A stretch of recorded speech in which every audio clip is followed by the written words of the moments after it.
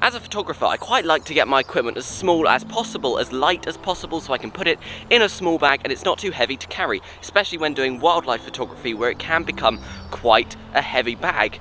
Well, I think today we've gone the other way round. We've gone a bit too minimalist, because today I'm doing wildlife photography with the nifty 50.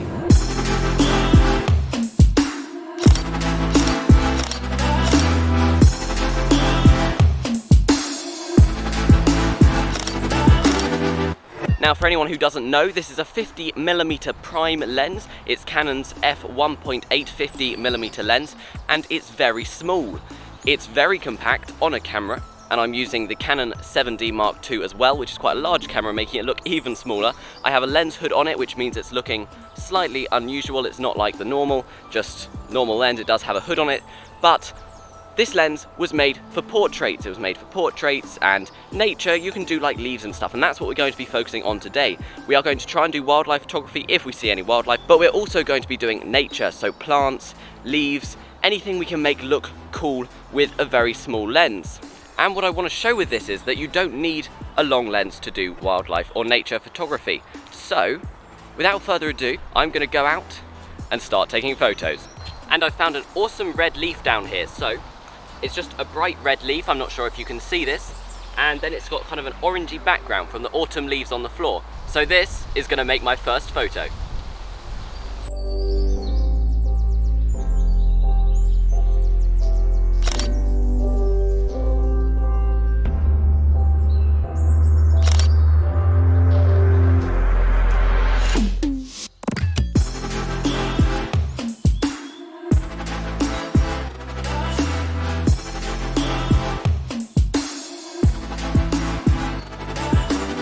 And I'm not sure if you can see behind me, but I have some blossom here.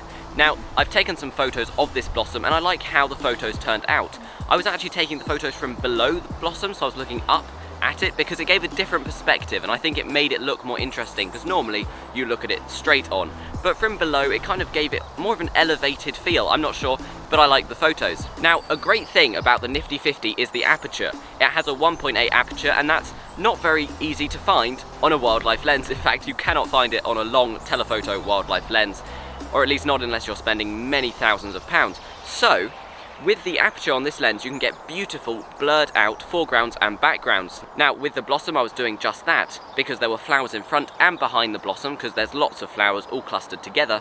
The ones in the foreground and the background could both be blurred out, with only the middle one being in focus. The only risk with that is that the field of focus is so small, not all of the blossom is in focus. So, for some of the photos, I did raise the aperture up to 3.5, so I could get the whole flower in focus, and the higher the aperture, the sharper the image normally is, or at least it's not always the sharpest on the lowest aperture. So, with all that being said, here are the blossom photos.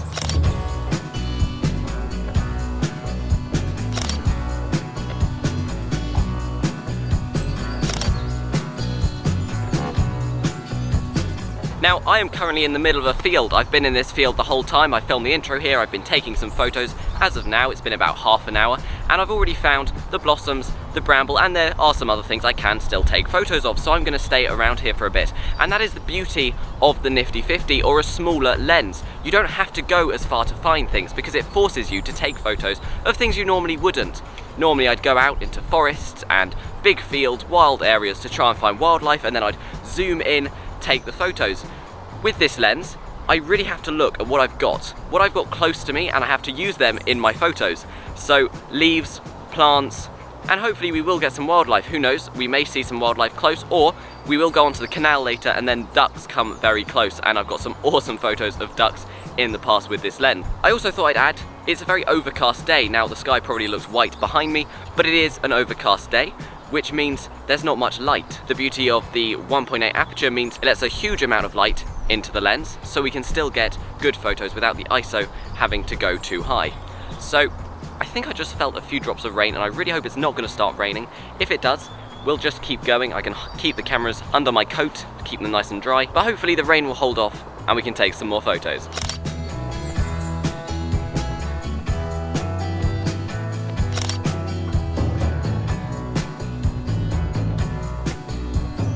And we just found a nest in these trees behind me.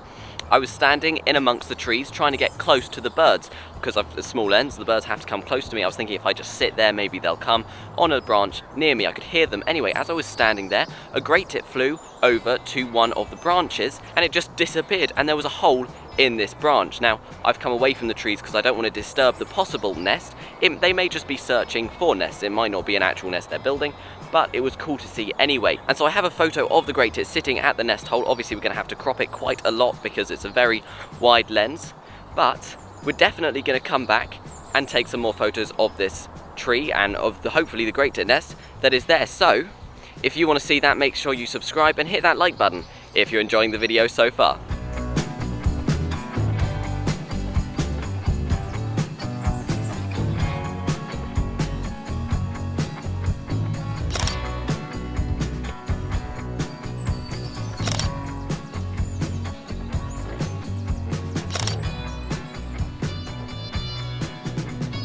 And I was walking down this path and I found a log. This log here is very stripy. It has stripes running all the way along the log. I'll take a photo so you can see. And the lines are very perfect. It's just a very cool log in general. And I'm thinking I can use those lines to be leading lines to some sort of subject for a photo. My issue is I've got to find a subject. Now in nature, I'm probably going to be able to find something. But I have been looking for about 5 minutes, haven't been able to find anything. Ideally, I'd want something cool. I'd want like a skull or a cool rock. Something which could draw your attention, and then the lines in the log just lead your eye to it. But it's quite hard to find, so I'm going to keep my eyes peeled, and hopefully I'll find something, and then I can come back and use this log for a very cool photo. But for the meantime, I'll show you the photo of just the log with all the lines on it.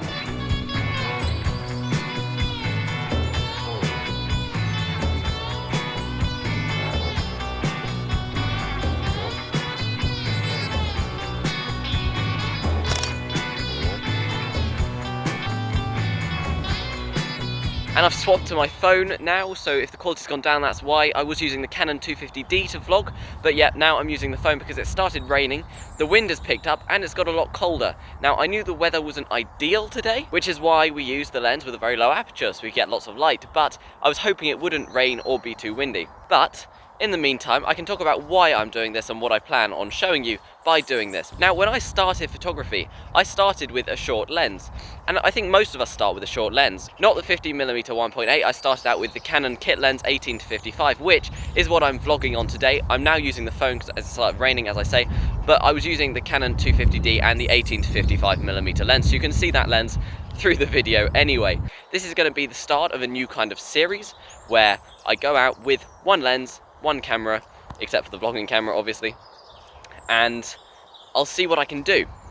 It is early March, which I might have mentioned earlier, which means the weather isn't ideal. It's coming into spring. It's very cold. We're kind of just coming out of the winter, but it's also coming into wet spring, and it's definitely not warm.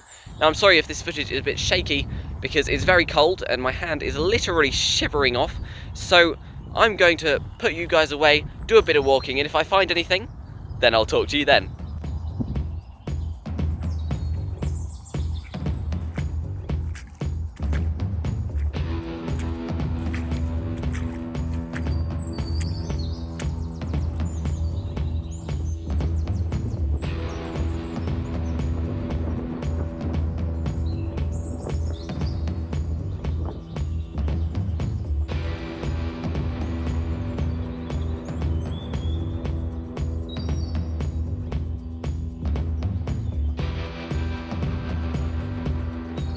And the rain stopped very briefly, and as it did, a buzzard flew overhead. I took some photos of the buzzard. Now, the buzzard is against a totally white sky. It's just an overcast white sky, which means it's very bright, and that's often when you get chromatic aberration. Now, after the first few photos, I thought I'll probably increase the aperture a little bit. Now, as I say, the 1.8 aperture on this lens is great when it comes to the field, depth of view, and when it also comes to low light. But when it's high light, you can bring the aperture up. I think I brought it up to like 3.5 maybe. I brought it up a few stops, which reduces chromatic aberration, and I could afford to because it was a bright background, so there wasn't a shortage of light. So I'll show you here the image while it was on a 1.8 f-stop. And then here is the photo with the f-stop raised a little bit, so you can see that the chromatic aberration has reduced. So hopefully the rain will stay away and we'll be able to get some more photos. I am now heading towards the farm, but actually I went through the canal. I don't think I actually vlogged at all on the canal because of the rain. But while I was there were some swans. Now, I was standing at the edge of the canal taking photos of these swans, and they swam up to me. Now, normally, you know, they swim up and they sit on the edge of the bank for a bit, realise you're not going to give them food, and then they leave. But these swans weren't leaving. They came to the bank and then they were kind of climbing up, and I was worried they were going to jump out onto the path. Now, it's quite a thin path, and I also had my camera, so I didn't want to be startled. So I kind of backed off a little bit, but I did get some good photos. Now, on the Canon 50mm, which I'm vlogging on, I'm back to using it now, the rain stopped, there's a rotatable screen. Now, if you watch my Canon 50mm videos, you'll be able to see it's a great advantage when it comes to getting low angles. And the canal path was slightly elevated, meaning I wanted to get as low as possible. But on the Canon 7D Mark II, there's a fixed screen, meaning it was quite hard to be able to see my composition without climbing all over the ground, which I didn't fancy doing. So, the compositioning of the photos was slightly hard, but we got there and we've got some cool photos. So yeah, here are the swan photos for you now.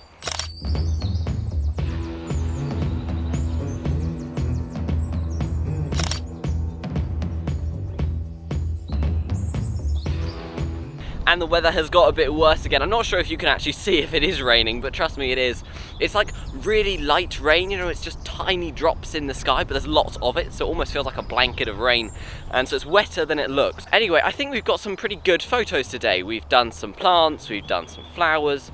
We also did some wildlife with the great tit and the buzzard and the swans. So I think we've covered a fair few things. And if you enjoyed this video, please like and subscribe and comment down below if you'd like to see me do it again or do a different variation of it.